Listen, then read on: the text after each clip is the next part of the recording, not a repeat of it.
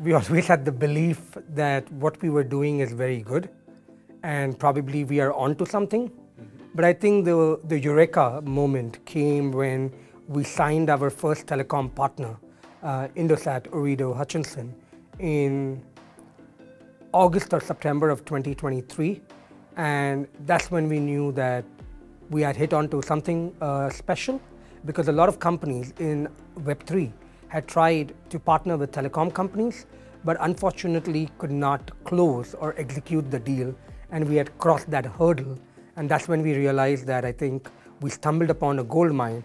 And from there on, we had multiple telecom companies sign agreements with us. And that's when we knew we were growing at a pace that nobody thought about.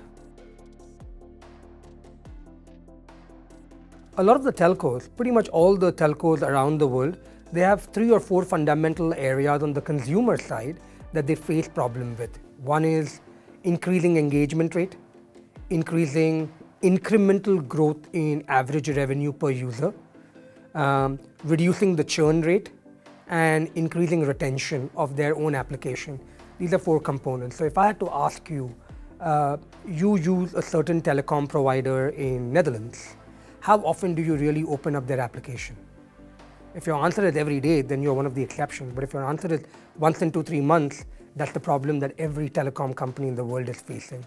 And the only way to resolve that was to give them something which gets them to engage with gaming and video content, which leads to higher engagement, higher retention, lower churn rate, and increase in incremental ARPU, or average revenue per user, because in Southeast Asia, primarily, barring Singapore, a lot of them are prepaid customers. And when they are prepaid customers, the more video or gaming content they consume, they need more data packs. So they keep topping up. And more they top up, it results in more revenue for them. So that was the problem that we were solving, and we fitted perfectly with what they wanted, and that's how we partnered with them. When we got introduced to Dutch Spoostech, it was very fascinating, because at that point, we were a true red-blooded sports tech company.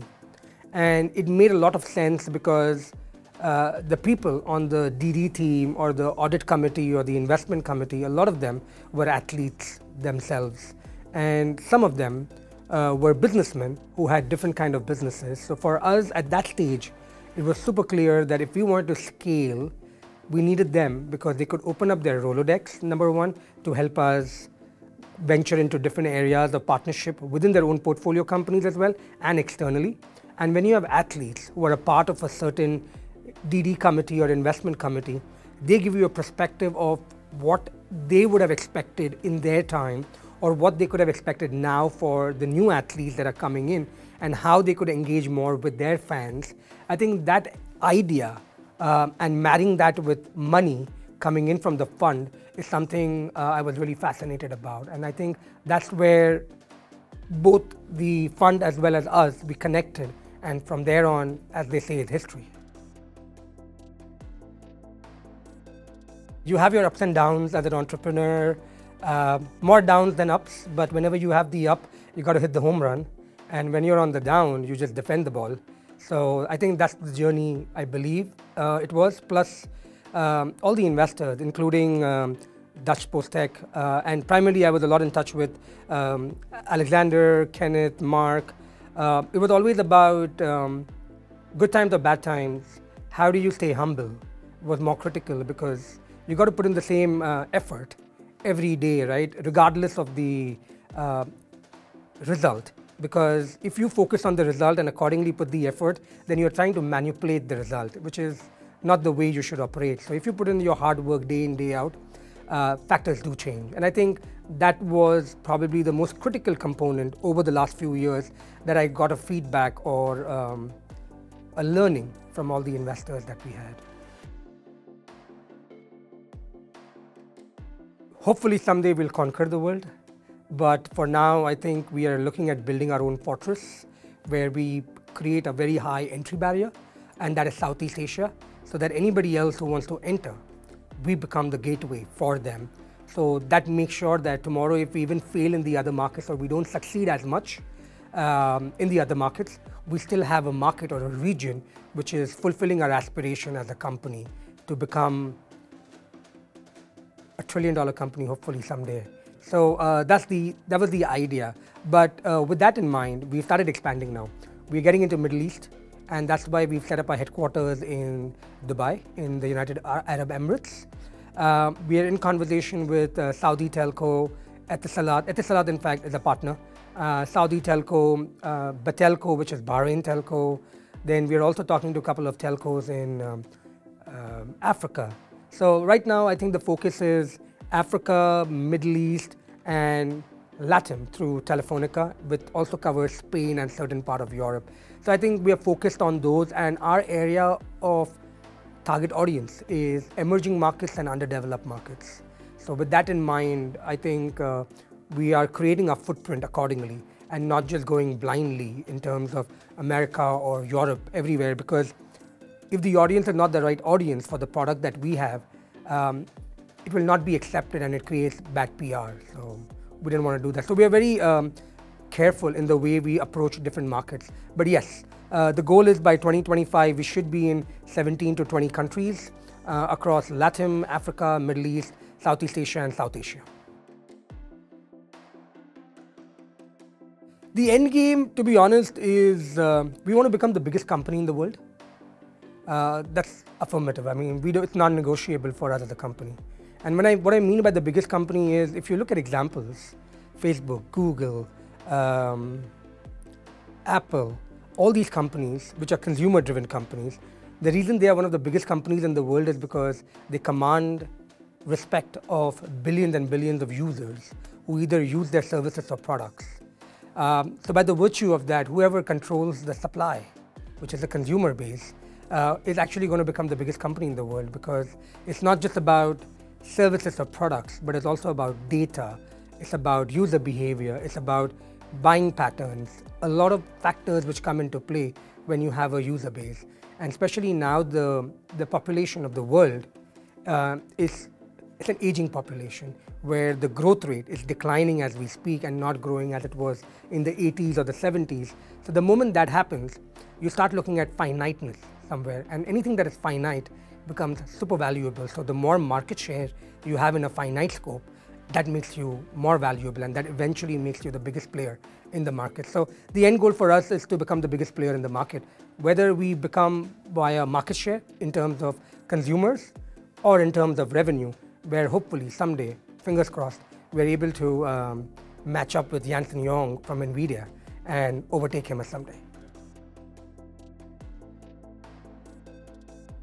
Think outside the box, I guess, because we all have lived in a world of legacy ecosystems, and it's time to kind of embrace the new age tech.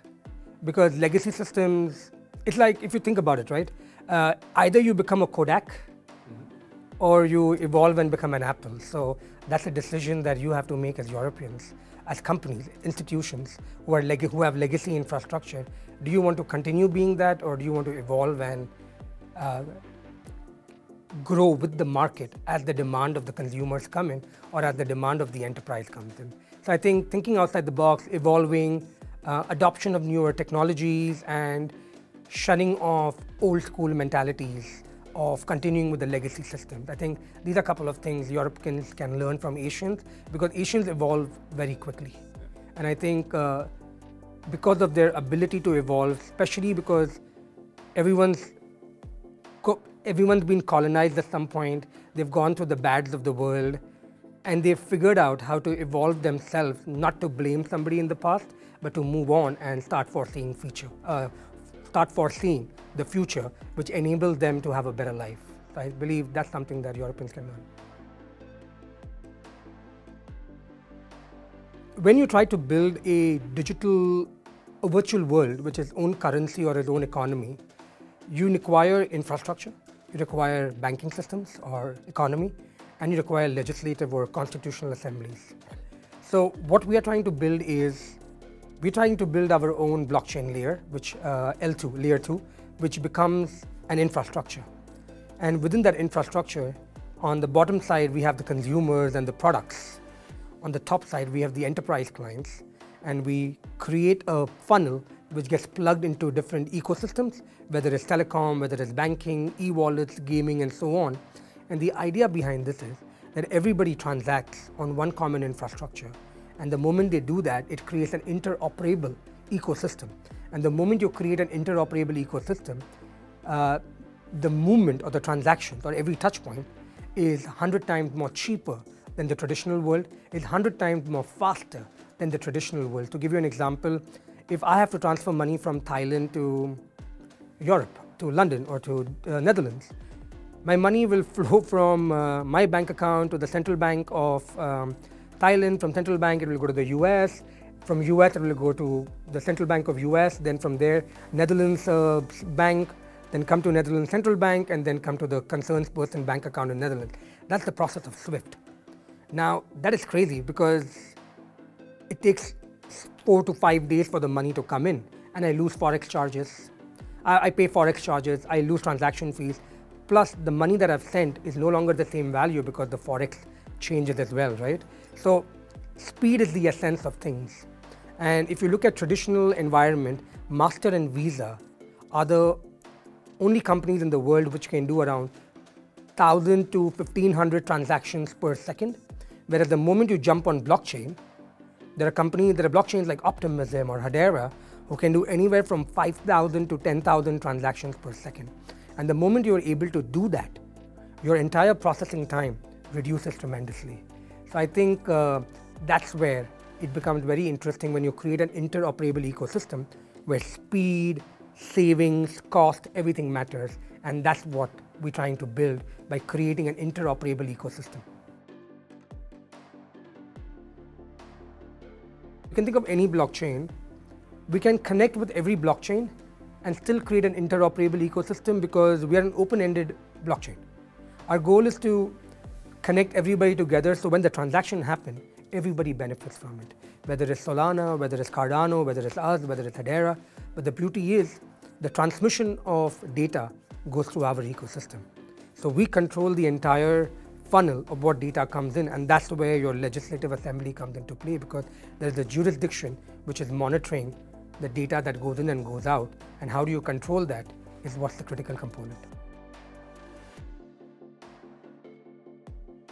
When we started the company, we kind of put in our own money because it's a validation that the founders have a solid skin in the game. And that also allows future investors to kind of have that faith that if the founder has put in the money, then there is something there for us to also walk because now the founder has the skin in the game. So as you said, our journey began at $1 million valuation first, then it moved to 3, then it moved to 15, 30, and 240, the last cash round. And I'll talk about the next step, which has actually happened, but we'll talk about it. But this journey has been amazing because the journey from 1 million to 30 million was super easy. It added hardships and everything, super easy. But from 30 to 240 million, it took us, I would say, around 13 to 14 months, getting close to 4 million users on the platform, getting more transactions, more tractions. And we really had to innovate how we got users because money was always a concern. We had to be frugal. We had to see unit economics in a very different way that others could not see. And we had to make sure that we spin the penny 100 different ways before we actually consume it or spend it. So that was the hard part. But the moment we clinched that moment of a few million users, high engagement, and then we got marquee investors to come in like Luna Capital, IBC, Project Point Carbon Zero came in. That kind of changed the narrative for us because then you got some big SOSV, plug and play. The narrative changed because these are marquee names in the industry. And when you have marquee names in the industry, that means they've done extremely thorough due diligence of who you are, what you do, your books, your data room, everything. And when you go through that grind and you get the investment, then you know you've done something right. And from there on, it's never looking back. And that's exactly what happened to us. When we started partnering with telcos, one of the telcos came in and said, hey, we will do a strategic investment with you.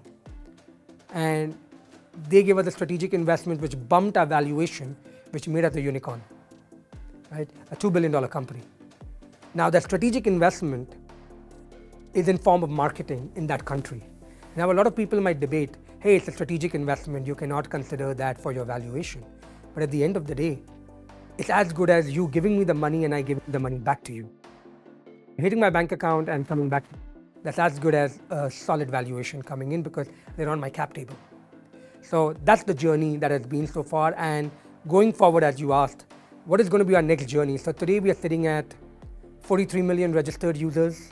By the end of, I would say maybe June, we would be close to 100 million registered users. And by the end of the year, we'll be close to 200 to 50 million registered users. So at 43 million, if you're a $2 billion company, if you do the math by 5 times, we're looking at least $10 to $20 billion as a company, minimum, that we should be valued at. And we will get there. That's not a problem, not a doubt. But we'll get there. But I believe that's what the next target is, to get to a double-digit billion-dollar valuation, because then it gives us wings to focus on becoming a triple-digit billion-dollar company in 2025, when we eventually get to 1 billion users, and that makes us one of the most powerful forces in the Web3 world. So that's the goal. Now, with the ICO coming, people can now literally buy and trade our token on exchanges. Unfortunately, I cannot take the name of the exchanges because on 29th April it will be revealed, but on the exchanges. And once it's on the exchange, you're as good as liquid.